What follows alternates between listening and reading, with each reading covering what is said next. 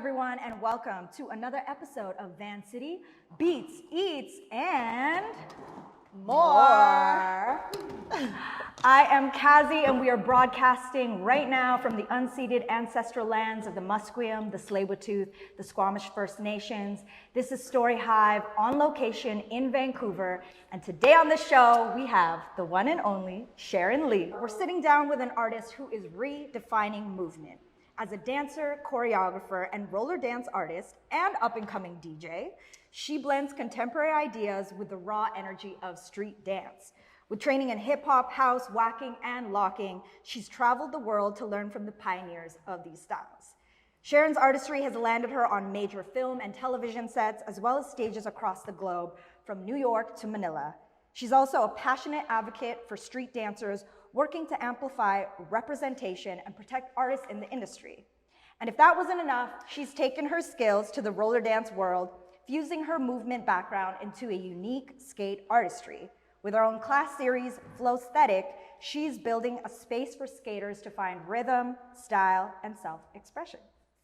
Let's dive in and get to know Sharon Lee. Yes, I'm so excited to be here. I would love to start with, like we do with everyone, your beginnings. Like, where are you from, and how did you grow up, and how did that nurture who you became as a creative? Okay, got some time here. We got an hour. Okay, so born Toronto in the West End, and probably didn't know this until I got older that it was a low-income area. But when you're growing up, you don't realize that. Totally. Moved to Vancouver Island when I was about 9-ish, and then let me backtrack. In Toronto, I did traditional Korean fan dancing, and I hated it.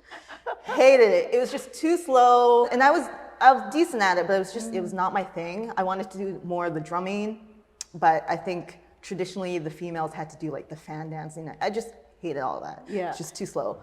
Fast forward to moving to the island, I moved to a really small town where there was no arts, period, until like a lyrical jazz teacher moved into town, and she offered these dance classes, and I just fell in love.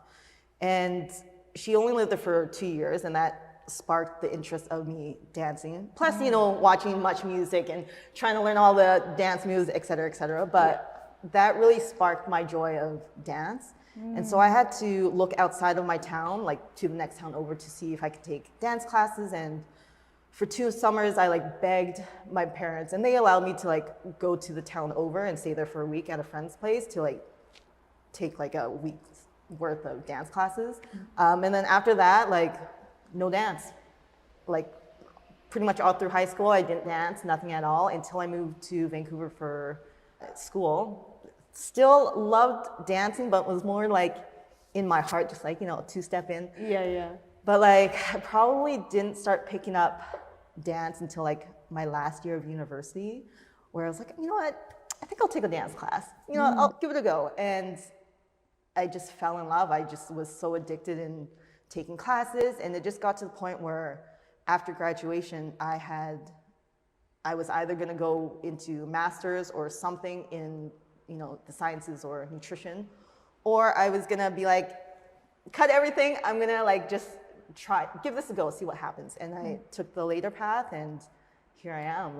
So I'm a very late bloomer. Most people get their go at age 5 or 6, and they are consistent. For me, 22, 23 is probably when I was okay, I'm gonna try this out, and then really dedicate myself to it. So very, very late bloomer. Yeah. And so then at what point did you know, maybe it was a moment that happened or an instance that happened that you're okay, this is really what I want to pursue and give it my best shot? It was after graduation. I was I'm only getting older at this point. My body can only handle so much. I either do this now or live in regret. It was just at that point. I was I can't turn back. It's now or never. Pretty much. Who were your mentors in life, dance or otherwise? Who taught you the greatest lessons you've taken to heart and carry with you? And what are those lessons? I've been asked this question multiple times, who are your idols and mentors? I don't know if this sounds bad, but I don't really have any. I don't know if this sounds bad, but I kind of look at myself and look at the things I've gone through life, and I just use that as my learning ways to mentor myself. if that makes sense. Like, there's people that inspire me, and, you know, I get great advice from a lot of people, but mentors, like, I don't know, I don't really, I guess I don't really put people in such pedestals, so I don't really have, or I don't really think of anyone as a mentor.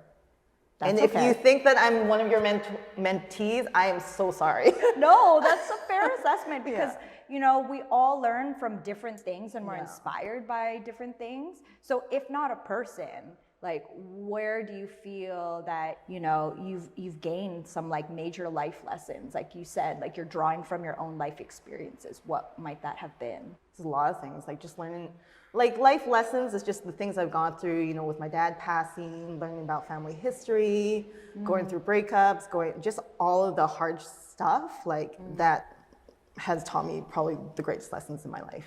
And with those lessons, how did that go into your art? It made me more vulnerable because, you know, I guess just growing up, I was always like, gotta be tough, catch your emotions. And then when you go through numerous life-changing situations, it starts peeling back the layers, and it just made me more vulnerable myself and how I share my art.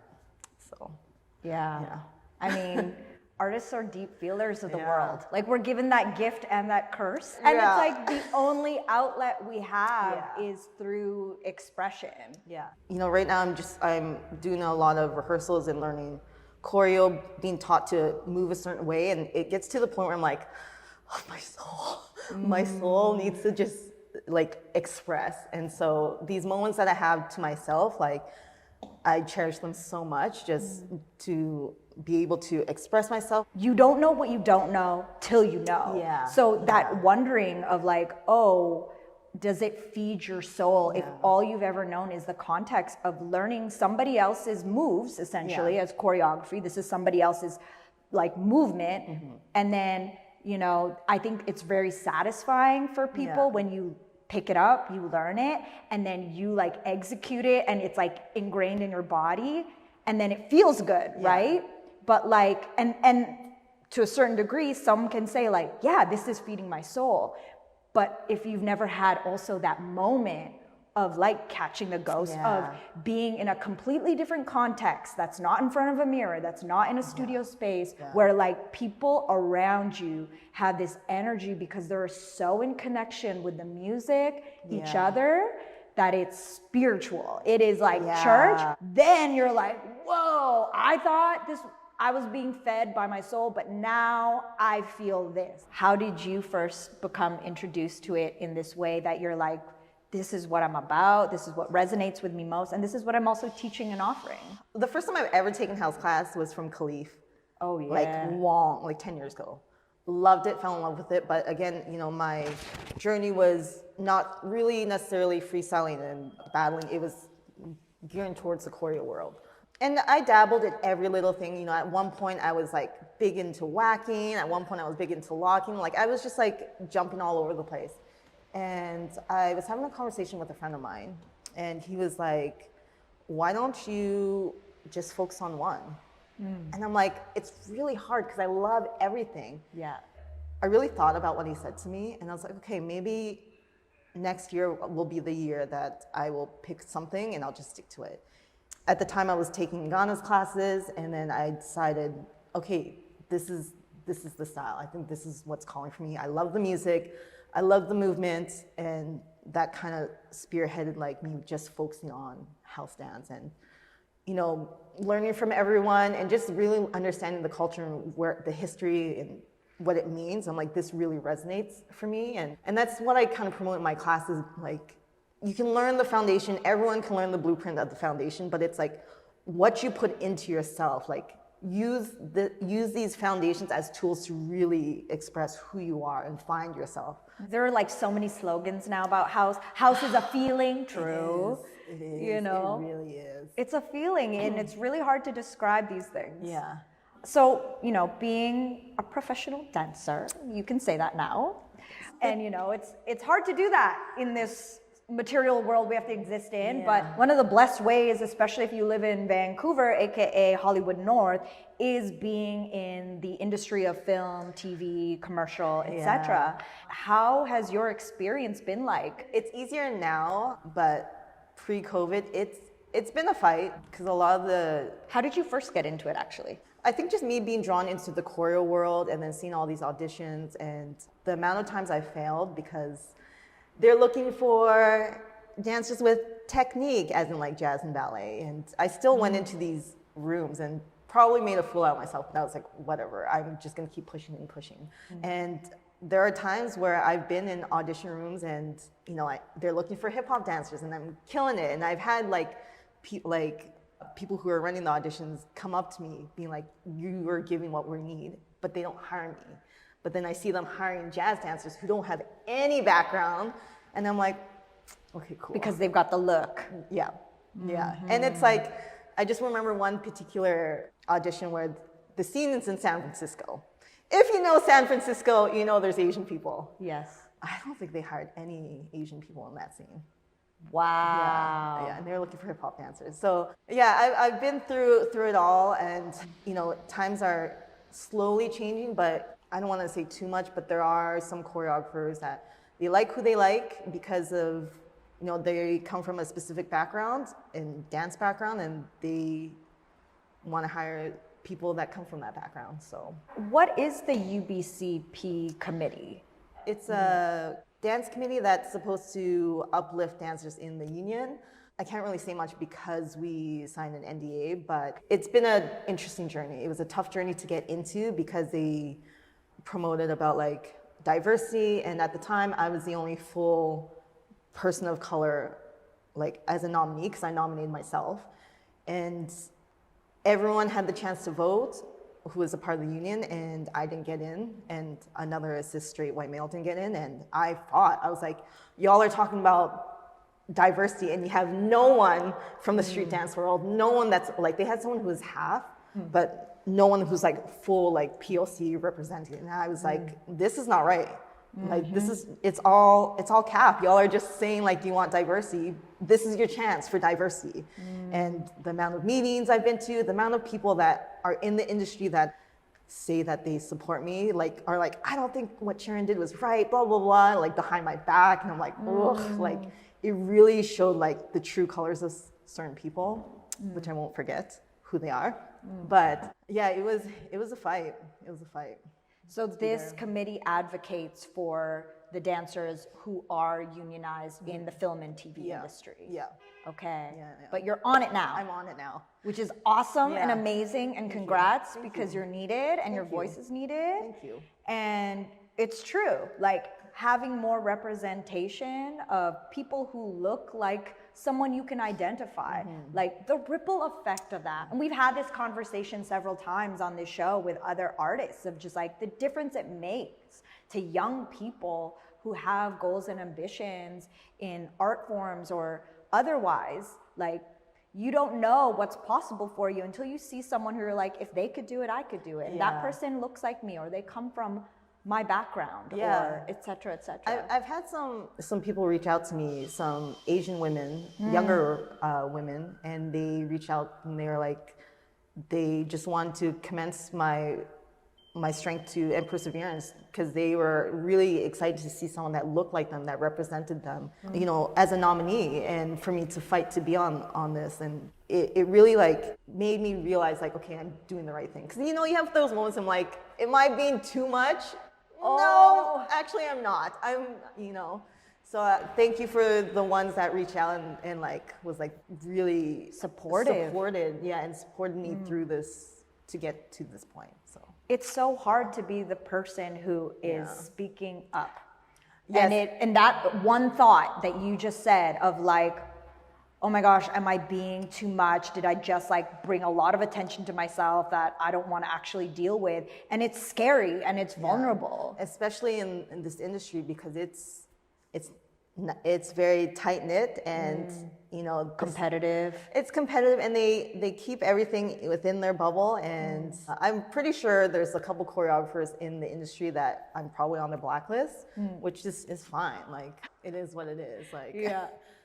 We're not everybody's flavor. Yeah, exactly. That's what you learn when you get grown. Exactly. You know? Yeah, you learn to live with it. Is there any ambitions for you to maybe want to like choreograph and do any of that kind of work? Yeah, for sure. Definitely down the road. But right now, I think I'm in this, like, I just want to create. Yeah. Create in, like, not necessarily for film and television, but just create in the more artistic realm. Roller dance. I'm actually, yeah. How did we get into this? Who first introduced you? Were you one of those kids who was like naturally really good at ice skating? Oh my God. Sidebar, I don't know if you noticed, y'all, but I've got skates on for the first time in years. Roller skating is it's the same, but it's not the same. But I think I've just always been athletic my whole life, so yeah, there were people in like that I've just noticed growing up with ice skating, like they were just naturally inclined to be good and pick it up quick. Yeah. So yeah, picking up roller skating or roller dance. Yeah, it wasn't too bad. I don't know. It could just be me being Delulu, but I thought I was decent. Yeah. You know, the first time my partner brought me to the rink, one of our earlier dates, like I was just cruising. Yeah. I maybe fell once at the end, but just cruising, living my life. But I didn't get into it then because just wasn't in the cards. I was just too busy. So it just started off as a date, like going out roller skating. Yeah. And like my partner was getting into it, and I was like, yeah, this is cute, whatever. And then the pandemic hit, and I was like, I got nothing else to do. And then I messaged my partner. I was like, I think I'm gonna get some skates, and he was like, so excited. And so just like me and like a whole bunch of other people picked up roller skating during the pandemic, and I fell in love with it. Just like listening to the music and just flowing. I just loved it. Just fell in love with it. What have you learned about, I guess, the history of roller dance, roller skating? Very similar to street dance. Like, and there's a lot of crossovers. It's very similar.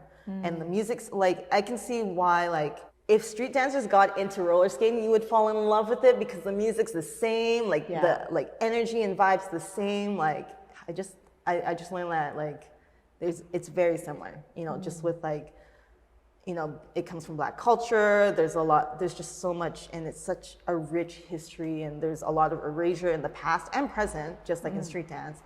And I just fell in love with the people in the culture. Like, I just love it. Like, I just love it. Just like as much as I love street dance, like I just love it.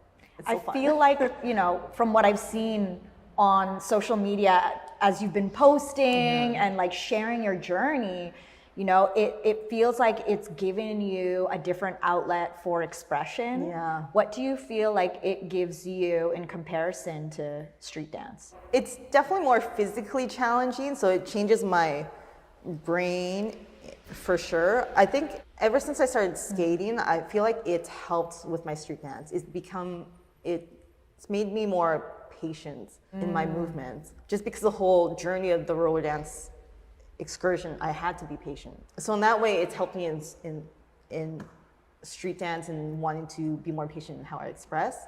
But with roller dance, it's just, there's something about that so freeing. I don't know. I can't describe it. Oh, it's like there's like a realm in roller dance where it's just like, it's unlimited. Like, just like in dance, it's unlimited. Like, and I'm still trying to navigate through that movement of, because obviously there are some barriers because I'm on wheels, but I'm still trying to find that relationship where it feels unlimited. So I'm really trying to morph like my dance with the skating as much as I can. This girl be doing house steps on skates, y'all. It's so fun.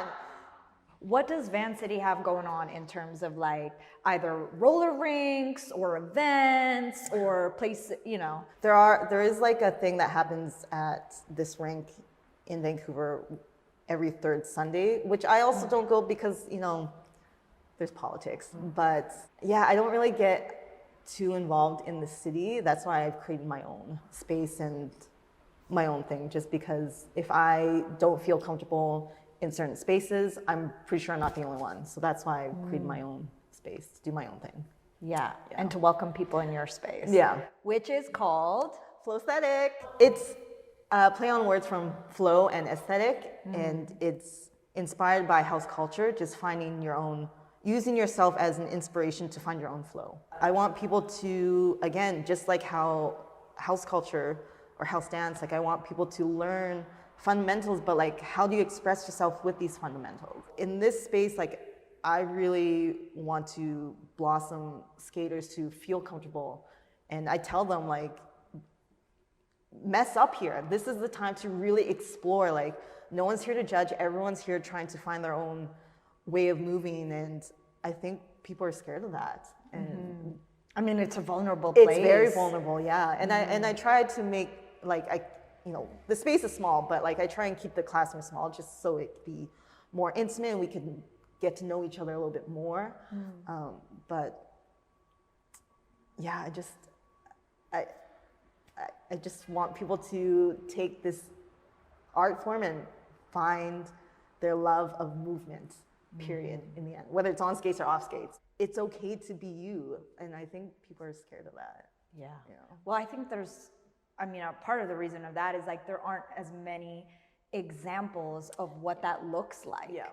Especially when in today's day and age, like a lot of the way dance is being presented to us is through TikTok, is through the internet and social media and Instagram. Man. You know, so when that is your example, which is like it's a finished, curated product, then you think that's what you have to look like. Yeah. Versus like when I go to the clubs or to the parties and you see like the OG club heads who, you know, they wear whatever they want and then like they might do a little 1-2 house step, but then the rest is just like jacking and grooving and being in it with the music. Yeah. Like to me, that's who I think of, where I'm like, yeah, okay, like I've taken a bunch of classes. I might not be as good as everyone that I see and support in the community, but it's not about that for me. It's not about it. You know? And when I think of those OG club heads, I'm like, this is who I want to be like. Like I want to emulate your spirit and your energy because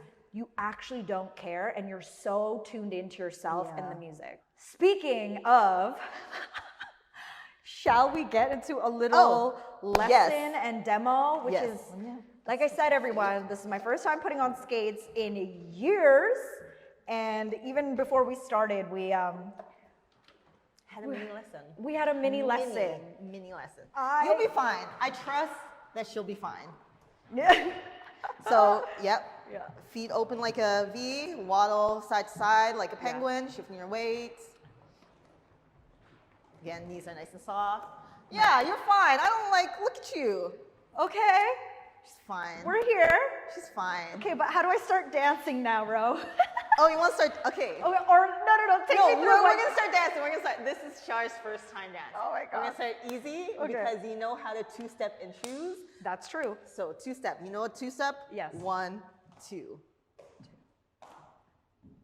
1, 2. And bounce, bounce, bounce. Yeah! Hey. That's all you need is a two-step. And I'm slowly moving forward. That's fine. Yes. Yes. Okay. See? Look at you. We're here. Now what? Just bounce. Even if you shift your weight side to side. Yes. Hey. Let's go. Let's go. You know what? Even if you have waacking experience, you can just stand and be like, look at me. Look at me. Yes. Look at me. There you go. Are you not dancing? 1, 2. Bounce. Bounce, bounce, The music is so good. Hey. See? That's all two-step, right? Yes. That's all. There you go. Your first little lesson there. God. What else? Teach me more. Now I got the two-step. Okay, we're gonna do like a little foot shuffle here. Okay. So, again, knees are nice and soft. You're gonna take your right foot. You're going toe, heel, heel, toe. Again, toe, heel, heel, toe, and bounce every time. Toe, heel, heel, toe. 1, 2, 3, 4. 1, 2, 3, 4. Let's try the other side. Okay. Ready? 5, 6, 7, 8. Toe, heel, heel, toe. This one's a bit harder. Heel. That's normal. One side will be easier than the other. Yes. Toe, heel, heel, toe. Okay, let's go from the right to the left. Okay. Ready? 5, 6, 7, 8. Toe, heel, heel, toe. Toe, heel. There you go. Look at that. Look at that. Yes, and don't forget to bounce. Yes.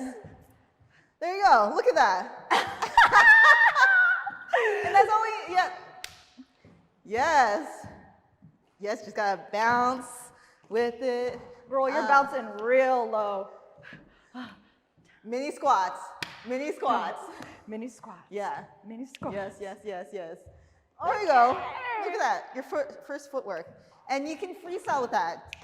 You got your 2-step, and then you got a little foot shuffle there. Okay. Yeah. Okay, so wait, can we try like skating to a place, stopping, and then doing the steps? Okay. I'm gonna follow you because you lead the way. I'm kind of skating backwards now. We haven't gone to that lesson. Okay, we haven't gone. Yes, yes, okay, yes. ready? And so skate. And stop. stop. Yes. And then let's do 2-step and then foot shuffle. Ready? Toe, heel, other side. Hey! Look at that. Oh my Killing God! it. Well, this is so fun. Killing it. So, okay, for anyone who's, for me, I don't know, if I'm getting skates, what should I be looking for? Sash, how come you don't have the things that I have here? Okay, so if you want to dance skate, I highly recommend taking off your toe stoppers and get toe plugs because they're gonna get in the way. Yeah. But these are fun. These are like they will get in the way for your dance experience. Okay. So these are just like to help break. Yeah, they're just there for stopping. Got it. But for dance, gets in the way. Okay. If you don't want to spend a lot of money, the impalas that you're wearing is totally fine as a start, but they won't last as long. Right. If you want to invest in like a pretty decent skate brand, I highly recommend Rydell. Mm-hmm. This is not a sponsored ad, but I'm just joking. They're like from experience. Rydell is a good boot to start with. It's a little bit more pricier than the boots that you're wearing Like now. what's the price range we're talking? Like 300? 2 to 3. 2 to 300. Yeah, it's like buying a pair of Jordans, I guess. Yeah, like good sneaks, good shoes. Yeah. Cool. So I would recommend those. They will last a little bit longer than something like the Impalas. And then how about wheels? Because I noticed that my wheels are so much wider than yours. Yeah, so right now, I like a smaller wheel because my foot is small. Right. These are actually Vanathane wheels, so they're old rental wheels that have been like shaved down, and they are, I don't know the hardness of it, but I like wheels that are hard because like you don't stick to the ground. And these small. ones are like what, rubbery or something? I don't know what kind of wheels those are. They might be indoor outdoor, so you can wear them inside or outside. But if you are wearing an outdoor wheel inside, it's gonna be tough because it's more stickier and softer. Got it. So if you are gonna be doing any dance skate, like anything, I would recommend like a harder-ish wheel. Yeah. Well, it would be great to see the full extent of what hard work, dedication, years, and maybe the natural ability to skate can look like. For all you young, beautiful Asian girls out there. Yes! I have no music, so it's hard to like dance, but. Yeah, or can you do some, I'm gonna go to the side and get out of the way, but if you could do a little demo for us, that would be amazing. Well, we can't because of copyright issues, right? Oh yes, copyright. So we can't. So I'm gonna do a soul clap and a soul clap and a soul clap. Hey, come on, let's go, row, row, oh. Let's go, oh, row, row, hey, oh, yes. And groove it out, and bounce, bounce, bounce, bounce. She said bounce. Bounce, bounce, bounce, and groove it out, let's go. Roll the dance, let's go. Roll the dance, let's flow. Let's flow with it, Flo.sthetic. Let's flow with it, Flo.sthetic. Let's move with it, Flo.sthetic. Let's groove with it. Ho, hey, ho, hey, ho, hey. It's hard without music. Oh Yes. my gosh, yes! Oh, that was so good. I'm gonna penguin back here. Yes. Woo. So, before we end, I do have a last question that I want to ask you. So, we are here. It is the year of the snake. Happy Lunar New Year. And the year of the snake is all about shedding your skin and allowing what is within to emerge that has been growing and percolating. What is that for you this year? What are you shedding, releasing, and what are you wanting to let emerge for 2025? I feel like this is like a never-ending Shedding. of just like releasing all the societal pressures of having to be a certain way, especially when you're a woman of color or just a woman, period. Like just letting go. Like, I'm getting to a certain age where people are like, are you gonna get married? Are you gonna have kids? And I'm like, I don't want any of that. Like, I just want to live my best damn skate life. And like, I think it'd be selfish for me to bring kids into this world if I wasn't ready. Yeah. Like, it would just be horrible. I put me first, and I will probably keep putting me first till the end. Obviously, like, family and friends and partner, yeah, but like, just living my life and trying not to live by what society thinks I should be living or how I should be living. Nonstop. Yes, I love that. And that's important. Yeah. And that more examples of people living their true, authentic selves gives everyone else permission to do the same. Yeah. Yes. Thank you, Sharon, so Yes, much for your thank you for coming time, in. your energy, your presence, your lessons. This has been really fun. Unprecedented times where we're defying physics. This has been STORYHIVE on location, aka Van City Beats, Eats, and More.